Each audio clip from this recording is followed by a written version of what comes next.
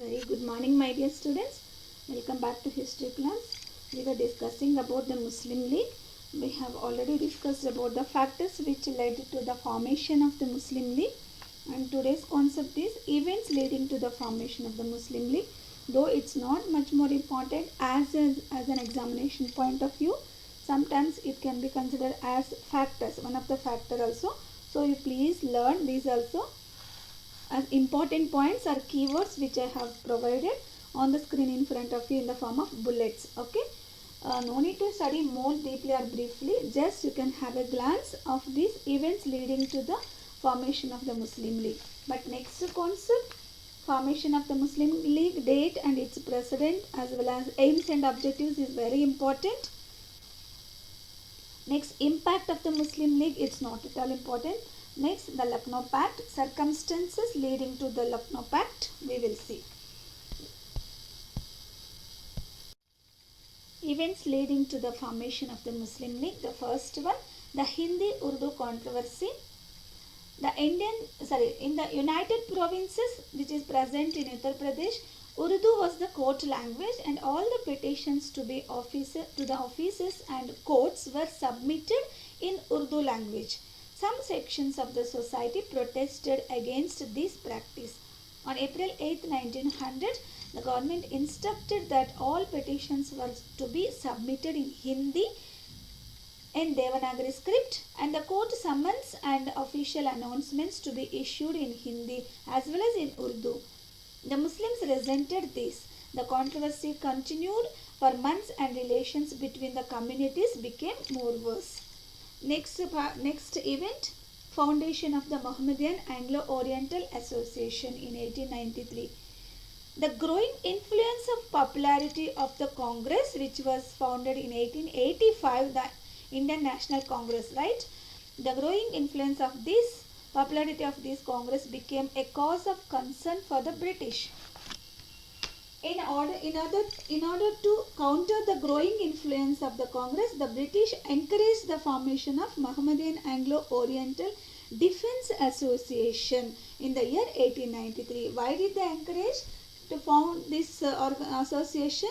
To encourage in order to counter the growing influence of the Indian National Congress.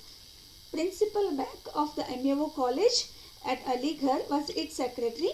The motive of the British in setting up of the association was, a very important motive behind this setting of this association was to prevent the Muslims from participating in any political movement.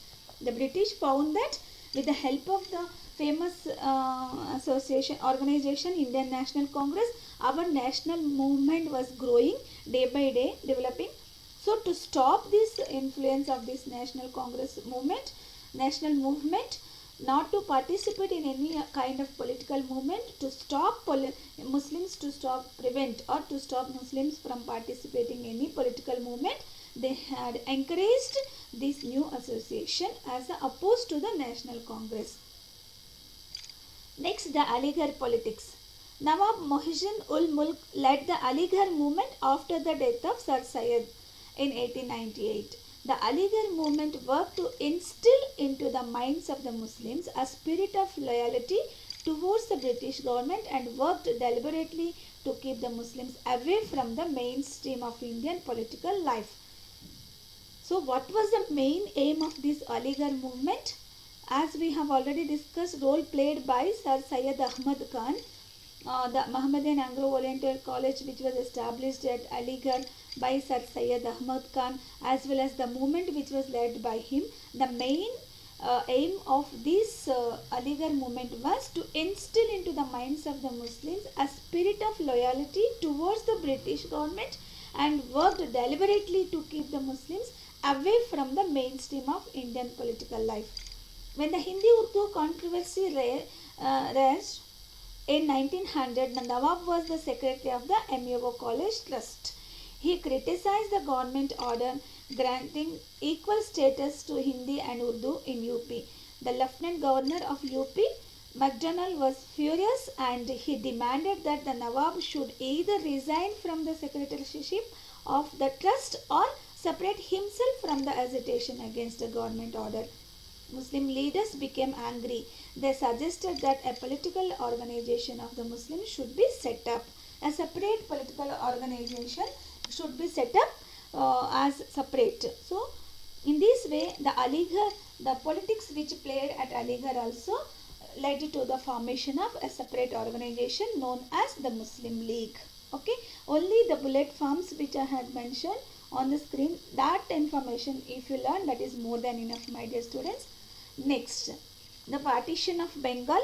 Lord Curzon partitioned Bengal into two provinces apparently on administrative grounds by saying that due to to make easier to administer, since Bengal was a large province, he said that openly that to the people of Indians, that by saying that to make administrative easy, he is separating the Bengal, partitioning the Bengal. But actually the intention was, the real purpose of the partition of Bengal was to create a wedge between the Hindus and the Muslims and to check the rising tide of nationalism.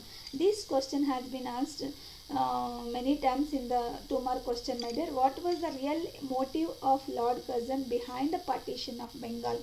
2 reasons you can write: to wedge between the Hindus and to create a wedge between the, or rift between the Hindus and Muslims, as well as to stop the rising tide of nationalism. The British won the support of the Muslims on the ground that the new province would have a Muslim majority province.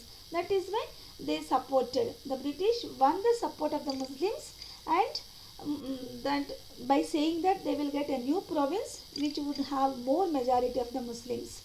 Muslims of East Bengal, led by Nawab Salimullah of Dhaka, welcomed the partition. He accepted the partition of Bengal. This event also led to formation of new organization, the Muslim League. Next, Muslim deputation to the Viceroy, Lord Minto. Muslim deputation. They have sent as on behalf of all Muslim leaders a deputation to Lord Minto. During that time, the Viceroy, what was the demands? What were the demands they made in their on behalf of all the Muslim leaders? They had sent a deputation to Viceroy. What was the demands they made? Let us see. To create a possible opposition to the Congress by using the Muslims, the Viceroy Lord Minto appointed a committee to work out an expansion of the Legislative Council. He appointed a committee to work out an expansion of the Legislative Council. This spurred some communal-minded Muslims to action. They decided to present an action to the Viceroy. Then Archibald, the new principal of MAO College, made the following suggestions on content of the address by saying that the address should begin with a proclamation of loyalty to the British rulers. There should be an expansion of fear that the general system of elections would harm the interests of the Muslims as they were in minority in the country, and they should ask for some system of nomination or representation on the basis of religious belief. This is not much more important information for you, my dear students. Only you will have to know that an address was prepared in incorporating these suggestions. A delegation of 35 influential Muslims from all over the country, led by Aga Khan, head of the Islami sect, met the Viceroy in Shimla on October 1st, 1906 and put forward their demands, which included the following. So, 35 delegation of 35 influential Muslims who were led by Aga Khan met at that time the Viceroy Lord Minto, and they put their demands in front of him by saying that what were the demands. Just you listen, that's enough. You need not to study for the examination purpose. They asked representation of Muslims in elected bodies on the basis of their political importance and not on their numerical strength, and separate electoral constituencies for the Muslims in the Provincial Council and the Imperial Legislative Council, and preference to be given to Muslims while nominating members of the Viceroy's Council. Reservation of seats for Muslims in the state services. Then more state aid for promoting new Muslim universities. These are all were the demands which were made by the Muslim leaders, influential Muslim leaders, put in front of Lord Minto. He already had the intention to create a possible opposition to the Congress, because the Congress was leading day by day. It was developing the national movement, so that as to oppose this national movement, he had showed the sympathy. The Viceroy received deputation and expressed his sympathy with their aspirations. He assured them that their political rights and interests as a community would be safeguarded, by saying that just to create a rift between these two people only, just he said their political rights would be safeguarded, whatever demands were made by them will be accepted.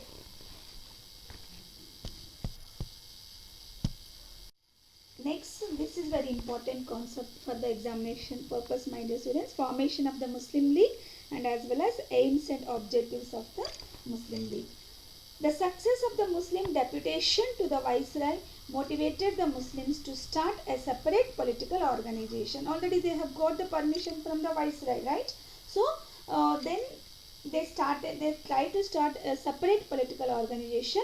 Nawab Salimullah of Dhaka took the initiative in December 1906, when eminent Muslim leaders assembled at Dhaka in connection with the Mohammedan Educational Conference. He arranged a meeting to consider such a proposal. The proposal to form a central organization of Muslims was accepted, and a political association, All India Muslim League, was set up on December 30th, 1906 under the presidency of Nawab Salimullah. Aga Khan was elected as the permanent president of Muslim League.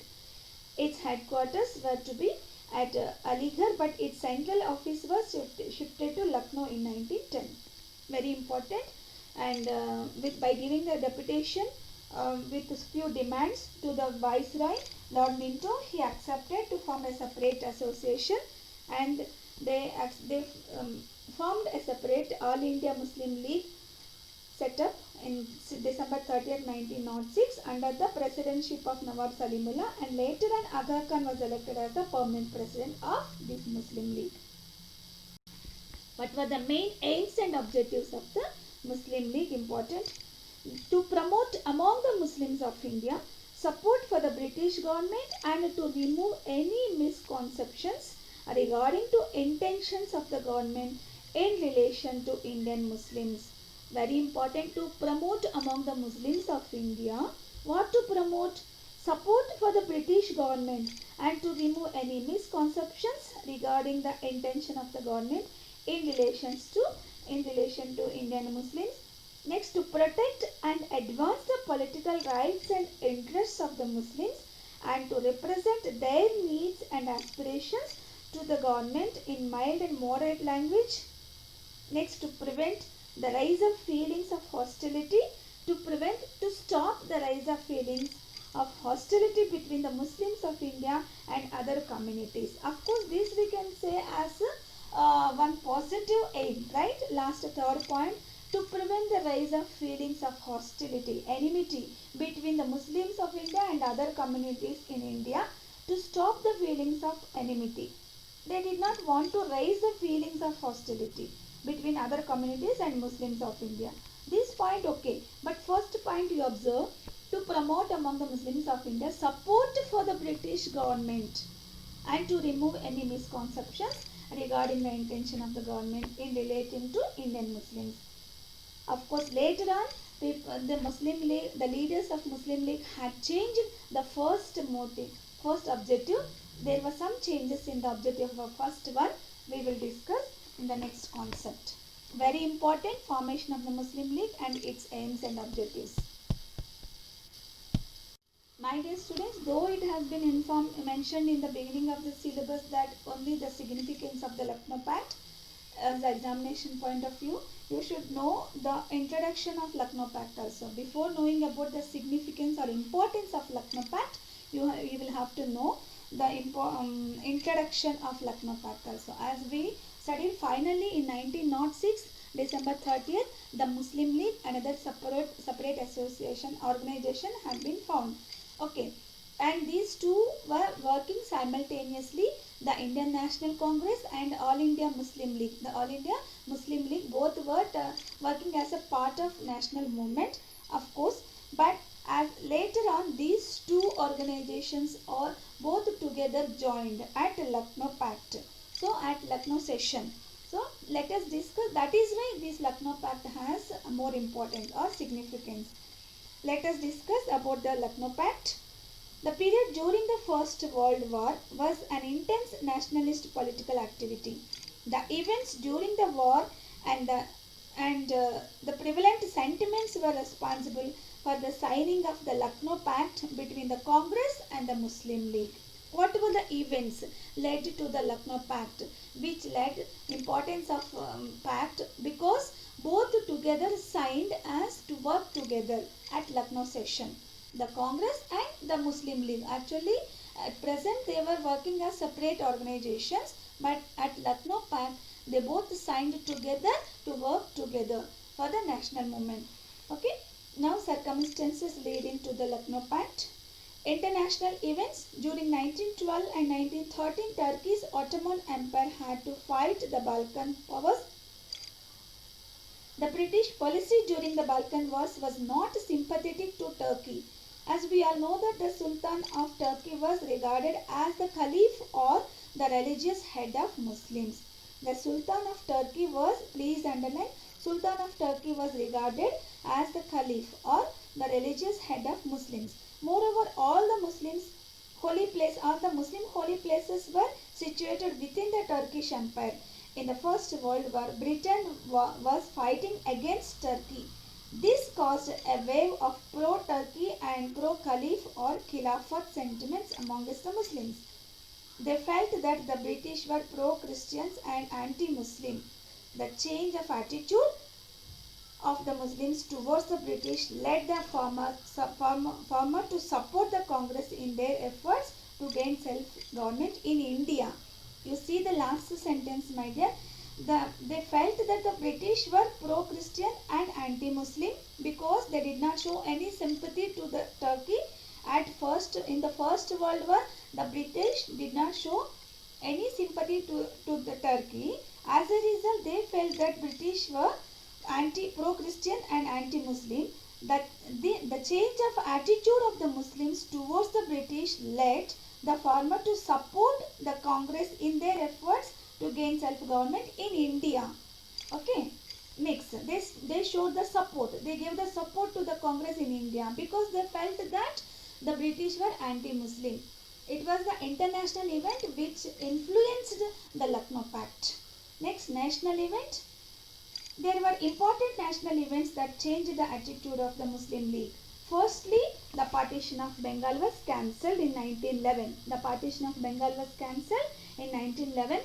So, nationalist Muslims, now they thought that now the British are not supporting the Muslims by saying that they are partitioning the Bengal, that to give more importance to the Muslims majority, right? But now they had cancelled. Now Muslims stopped to give support to the British.